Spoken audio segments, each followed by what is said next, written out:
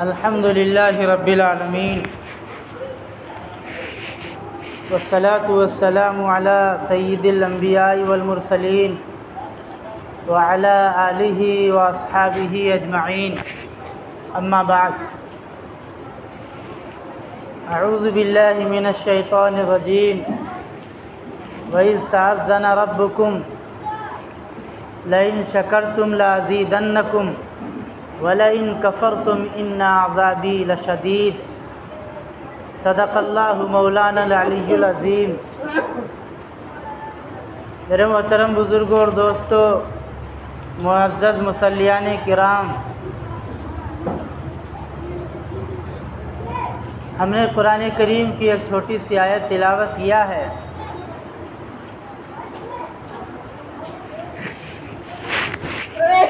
اس آیت کے اندر حضرت حق جل مجدہ نے ہم تمام بندگان خدا کو ایک ایسی عبادت کا حکم دیا ہے، ایک ایسے عمل کی ادائیگی پر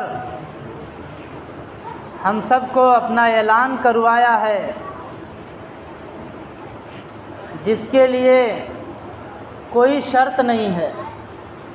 مثلا جتنے احکامات اللہ نے اس کائنات میں رہنے بسنے والے لوگوں کو دیے ہیں، وہ تمام کے تمام کسی نہ کسی شرط، کسی نہ کسی قید سے مقید ہیں۔ مثلا نماز کی شرطیں ہیں،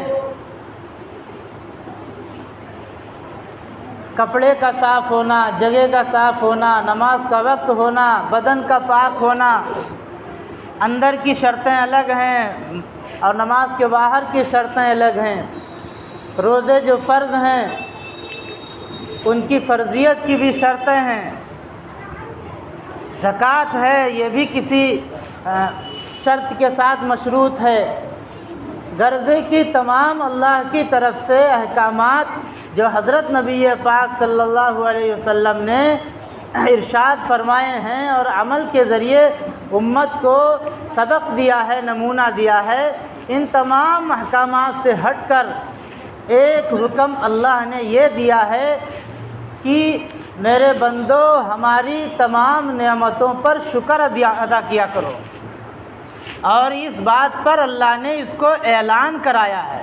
وَإِذْ تَعَذَّنَ، اللہ نے اعلان کیا ہے کہ میرے بندو میری نعمتوں پر شکر ادا کرو۔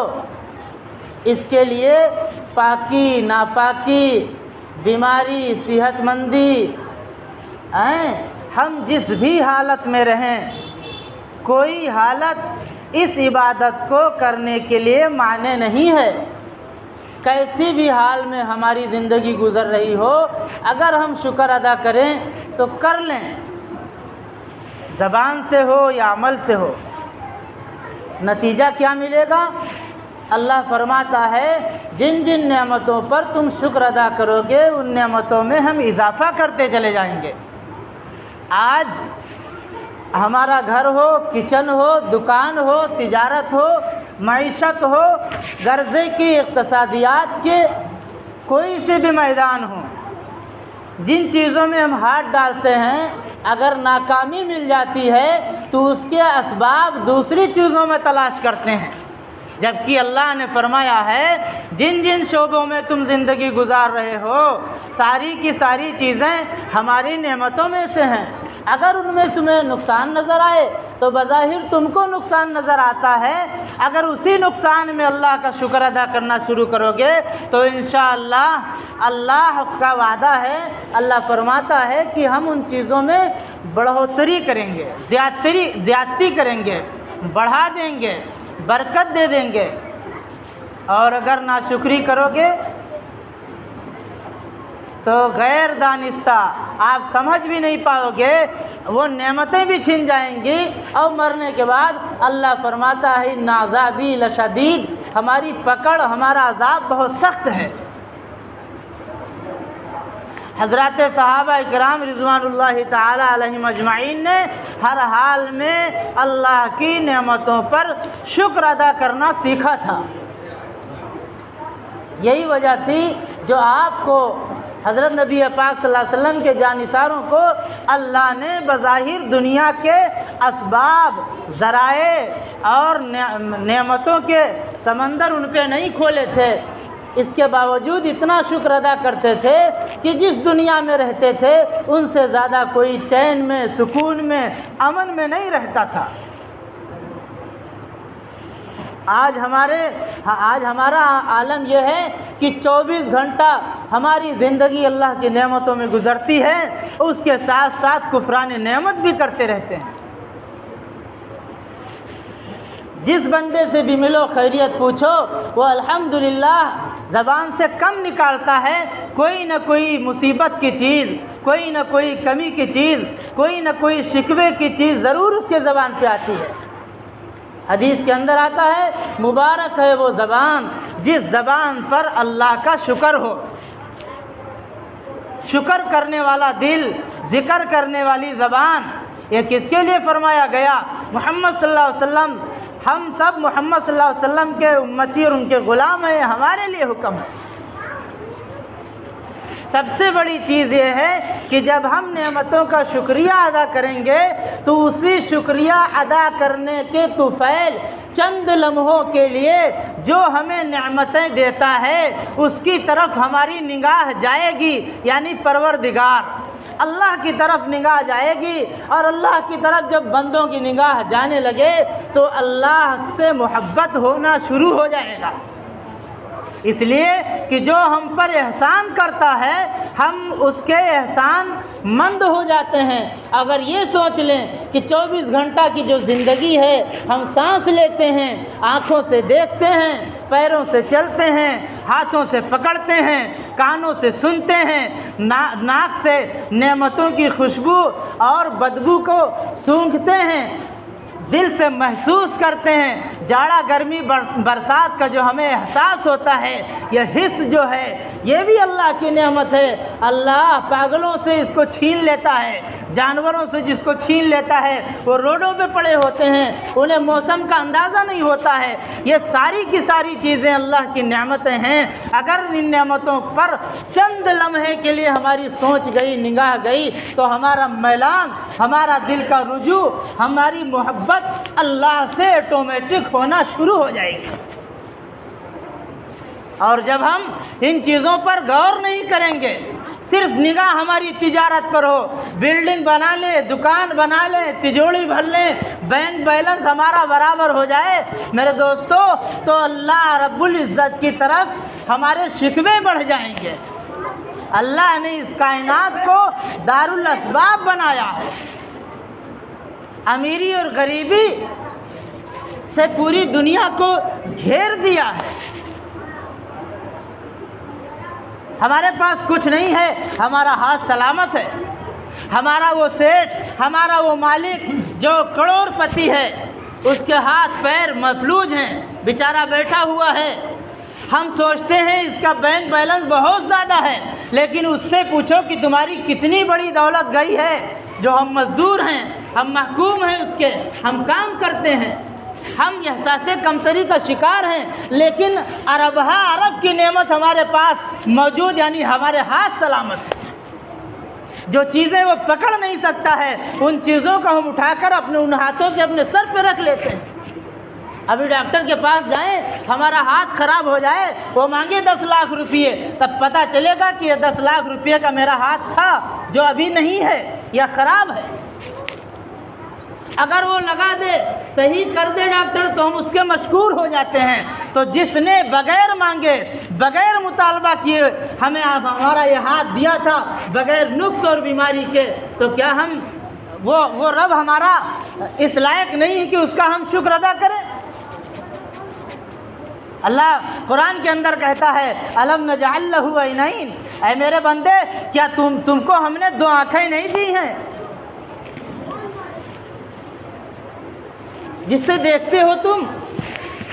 الم نجعل لہ عینین ولسانا وشفتین، یہ زبان دیا ہے جس سے ہم بولتے ہیں، کوئی کیمیکل نہیں ہے، کوئی سیل نہیں ہے، کوئی بجلی نہیں ہے، بظاہر دنیا کی کوئی اسباب کی چیزیں نہیں ہیں جس سے ہماری زبان چلتی ہے، یہ ہاتھ یہ انگلیاں چلتی ہیں، اللہ کے حکم سے چل رہی ہیں۔ اللہ نے جتنے دنوں کے لیے بجلی ڈالی ہے ہمارے بدن کے اندر اتنے دنوں تک یہ چلے گی، اور جب یہ ختم ہو جائے گی تو دنیا کا کوئی سبب اس کو روک نہیں سکتا ہے، یہ بند ہو جائیں گی تو بند ہو جائیں گی ہمیشہ کے لیے۔ وَلِسَانًا وَشَفَتَيْن، یہ جبڑے دونوں ہونٹ جو بنائے ہیں اوپر والا نیچے والا، اگر یہ ہٹ جائے تھوڑی دیر کے لیے ہمارے بچے ہم سے بھاگ جائیں گے ڈر کر، ہماری شکل کیسے بگڑ جائے گی، ہمیں شکر ادا کرنا نہیں آتا ہے۔ ایک ٹائم ہمیں کھانے کو نہ ملے، ہمارا کوئی بھائی اگر مل گیا تو ہم شکوے کرتے ہیں پروردگار کے۔ حضرت محمد صلی اللہ علیہ وسلم کے گھر میں 3 مہینے چولہے نہیں جلتے تھے، کیا ہم ان سے زیادہ اللہ کے فرما بردار تھے؟ صحابہ کرام رضوان اللہ تعالیٰ علیہم اجمعین سے زیادہ جانثار کوئی پیدا ہوا اس کائنات میں؟ اللہ کہتا ہے اس آسمان کے نیچے ایسی مخلوقات آئی ہی نہیں۔ امتحان لینے والا فرماتا بلاء عظیم، ایسی سخت آزمائش میں، ایسے سخت امتحانات کی وادیوں سے ہم نے ان کو گزار دیا ہے۔ امتحان لینے والا خود بولتا ہے کہ میں نے بہت سخت امتحان لیا ہے، اور امید تھی 100 نمبر کی، لیکن صحابہ 200 نمبر لائے۔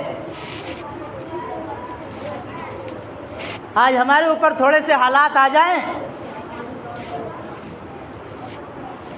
تو ہم رب کے دروازوں کو چھوڑ دیتے ہیں، ہم ہی 5 وقتہ نماز پڑھیں اور ہمارے اوپر مصیبت، ہم تہجد گزار ہمارے اوپر مصیبت۔ اللہ اپنے ماننے والوں پر یہی کرتا ہے۔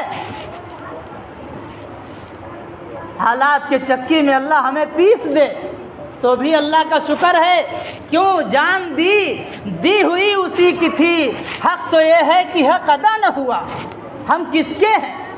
ہم اسی رب کے ہیں، وہ ہمیں جہاں لے جائے جس حالات میں ڈالے اس کی مرضی، ہمارا اپنا کچھ نہیں ہے۔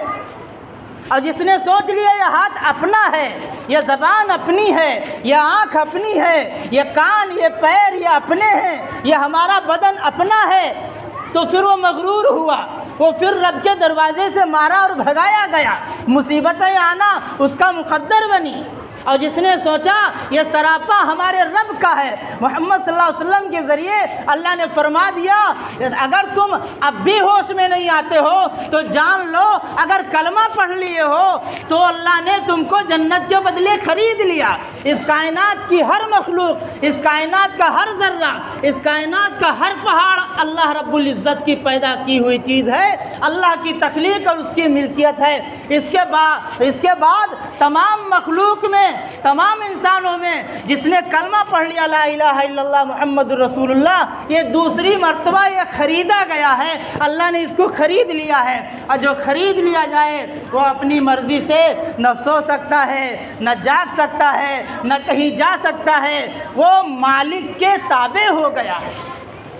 ہم ساری چیزیں اپنی منمانی کرتے ہیں، اس کے بعد اللہ ذرا سی آزمائش میں ڈال دے، ذرا سے حالات میں ڈال دے تو ہم رونا شروع ہو جاتے ہیں، اور یہی ہماری تباہی کی بڑی وجہ ہے، اس لیے کہ اللہ نے اعلان کیا ہے وَإِذْ تَعَذَّنَ رَبُّكُمْ، پروردگار اعلان کراتا ہے اگر شکر ادا کرو گے تو بڑھائیں گے، نہ شکری کرو گے تو تباہی لائیں گے، دنیا سے چین سکون امن برکت کو چھینیں گے، اور مرنے کے بعد عذاب شدید میں مبتلا کریں گے۔ یہ اللہ کا اعلان ہے تمام مسلمانوں کے لیے، تمام انسانوں کے لیے، کوئی بھی ہو۔ ایک اللہ والے لکھتے ہیں کہ ایک بندے کے سر میں درد ہوا تو وہ کپڑے سے اپنے سر کو جو ہے باندھ کر نکلا باہر۔ سر درد میں لوگ رومال وغیرہ باندھ لیتے ہیں، ہاتھ سخت پکڑ لیتے ہیں تو ذرا تھوڑی دیر کے لیے سر کا درد کم پڑ جاتا ہے۔ تو اس سے کسی نے پوچھا کہ بھائی کیا ہوا، یہ رومال باندھے گھوم رہے ہو؟ تو اس نے کہا ہمارے سر میں درد ہے، تو اس بندے خدا نے جواب میں اس سے کہا اے اللہ کے بندے، اللہ نے تجھے اتنے دنوں تک بیماری نہیں دی، تیرے سر میں درد نہیں ہوا، تو کبھی بھی اعلان کرتا ہوا نہیں گزرا کہ اللہ کا شکر ہے اللہ نے ہمارے سر میں درد نہیں پیدا کیا۔ آج ذرا دیر کے لیے سر میں درد پیدا کر دیا تو ایک نشانی باندھے گھوم رہا ہے، ساری دنیا کو بتانا چاہتا ہے کہ آج ہمارے سر میں درد ہے، کسی نے ڈالا ہے۔ یہ پس پردہ پروردگار کی شکایت ہے۔ منور رانا کا ایک شعر ہے کہ شکم کی آگ میں جلنے دیا نہ عزت کو، کسی نے پوچھ لیا تو خلال کرنے لگے۔ ہمارا کئی دنوں سے فاقہ ہے، ہم فاقے سے ہیں، ہمارے گھر پہ چولہے نہیں جلے ہیں، ہم باہر نکلے ہیں، ابھی ہم سے پوچھ لیا کسی نے خیریت۔ اگر کہتے ہیں کہ ہمارے گھر پہ فاقہ ہے تو یہ رب العزت کی شکایت ہے کہ اللہ نے ہمیں کچھ دیا نہیں، ہمیں کچھ نصیب نہیں ہوا جس سے ہم کھائیں پئیں۔ اور اگر کہیں ہم کھائے ہیں تو یہ جھوٹ ہے۔ تو خلال، دانتوں کا خلال کوئی دال چاول کھا کر نہیں کرتا ہے۔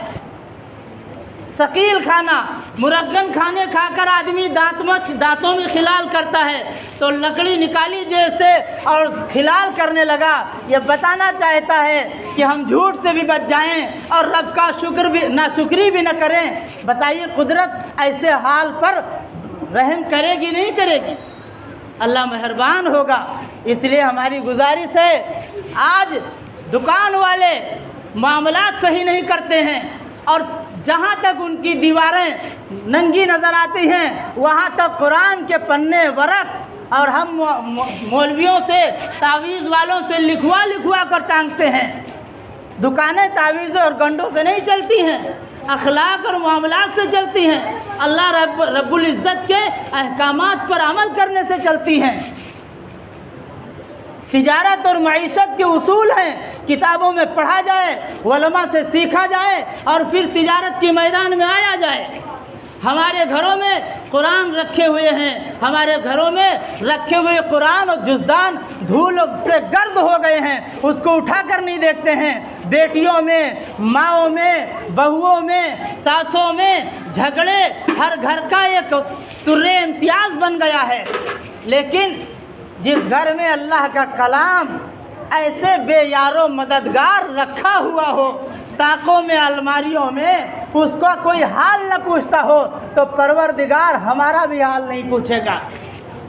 بما کسبت ایدی الناس کے تحت اللہ ہمیں ہمارے حال کے حوالے کر دے گا۔ اس لیے اگر چاہتے ہیں ہمیں دنیا میں سکون اور برکت مل جائے تو ہمیں اللہ جس حال میں رکھے اس حال میں اللہ کا شکر ادا کرنا سیکھیں۔ الحمدللہ رب العالمین، الحمدللہ رب العالمین، اللہ کا شکر ہے۔ یہ کہنے میں جاتا کیا ہے؟ اس کو کہنے کے لیے پاکی ناپاکی، وضو بے وضو، غسل بے غسل، یہ کوئی شرط نہیں ہے۔ ہر حال میں اللہ کا شکر ادا کرو۔ عمل کے ذریعے اللہ نے بہت کچھ دیا ہے، تو ملچ بن کر کوئی مارکیٹ میں نہ گھومے، اچھا کپڑا پہنے، خوب کھائے، خوب کھلائے، یہ بھی بالعمل اللہ کا شکر ہے۔